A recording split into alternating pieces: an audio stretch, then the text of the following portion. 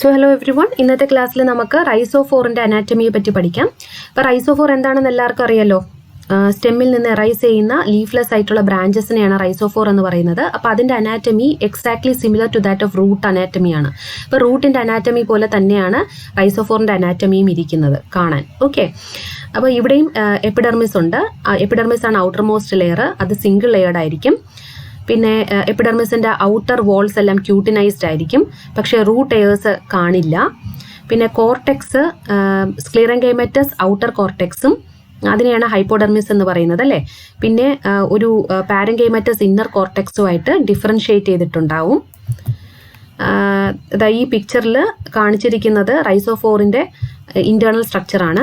നോക്കൂ, ഇതിൽ epidermis, hypodermis which is made up of sclerenchyma, പിന്നെ inner cortical region made up of parenchyma, പിന്നെ ഒരു എൻഡോഡെർമൽ റീജിയൻ ഉണ്ടായിരിക്കും. അതിനുശേഷം പെരിസൈക്കിള്, ദെൻ സൈലം, പ്രോട്ടോസൈലോ മെറ്റാസൈലോ. ഇവിടെ മെറ്റാസൈലം ആയിരിക്കും സെൻറ്ററിൽ കാണുന്നത്, പ്രോട്ടോസൈലം വെളിയിലും. ഇങ്ങനത്തെ അറേഞ്ച്മെൻറ്റിനെയാണ് നമ്മൾ എക്സാർക്ക് എന്ന് പറയുന്നത്. ഓക്കെ, ഇനി അടുത്ത് ഈ സൈലത്തിന് ചുറ്റും ഫ്ലോയും. ഇതാണ് അറേഞ്ച്മെൻറ്റ്.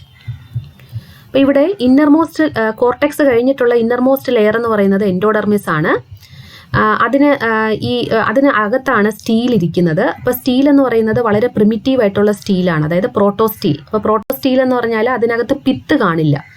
പിത്തില്ലാത്ത സ്റ്റീലിനെയാണ് പ്രോട്ടോ സ്റ്റീൽ എന്ന് പറയുന്നത്. ഓക്കെ, അപ്പോൾ ഈ പ്രോട്ടോ സ്റ്റീലിനെ സറൗണ്ട് ചെയ്തുകൊണ്ട് പാരൻഗൈമറ്റസ് പെരിസൈക്കിൾ ഉണ്ടായിരിക്കും. അപ്പോൾ ഈ പ്രോട്ടോ സ്റ്റീൽ ഇവിടെ എങ്ങനെയാണ് സ്റ്റീൽ അറേഞ്ച് ചെയ്തിരിക്കുന്നത്?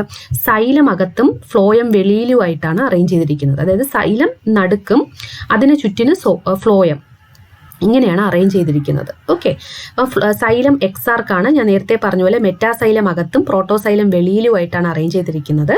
പിന്നെ ഒരു സൈലോ ഒരു ഫ്ലോയോ ആയിരിക്കും കാണുന്നത്. അതുകൊണ്ടാണ് ഇതിനെ മൊണാർക്ക് എന്ന് വിളിക്കുന്നത്. അതായത് ഒരു സൈലം അകത്തും, ഒരു സ്ട്രാൻഡ് ഓഫ് സൈലം അകത്തും, ഒരു സ്ട്രാൻഡ് ഓഫ് ഫ്ലോയം പുറത്തും, ഇങ്ങനെയാണ് അറേഞ്ച് ചെയ്തിരിക്കുന്നത് കേട്ടോ.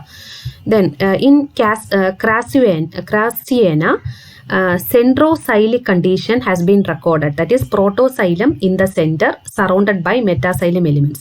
അപ്പം ഈ ക്രാസിയന എന്ന് പറയുന്ന ആ ഒരു പ്ലാന്റിൽ മാത്രം ഒരു എക്സെപ്ഷൻ ഉണ്ട്. അതായത് പ്രോട്ടോസൈലം സെന്ററിലും അതിന് ചുറ്റുമായിരിക്കും മെറ്റാസൈലം അറേഞ്ച് ചെയ്തിരിക്കുന്നത്. മനസ്സിലായോ? സാധാരണ ഇവിടെ എങ്ങനെയാണ്? മെറ്റാസൈലം അകത്തും വെളിയിൽ പ്രോട്ടോസൈലും, ഇങ്ങനെയാണ് അറേഞ്ച് ചെയ്തിരിക്കുന്നത്. പക്ഷേ ഇവിടെ നേരെ തിരിച്ചാണ് ക്രാസിയോനയിൽ അറേഞ്ച് ചെയ്തിരിക്കുന്നത്. അപ്പോൾ ഇത്രയേ ഉള്ളൂ റൈസോഫോറിൻ്റെ സ്ട്രക്ചർ.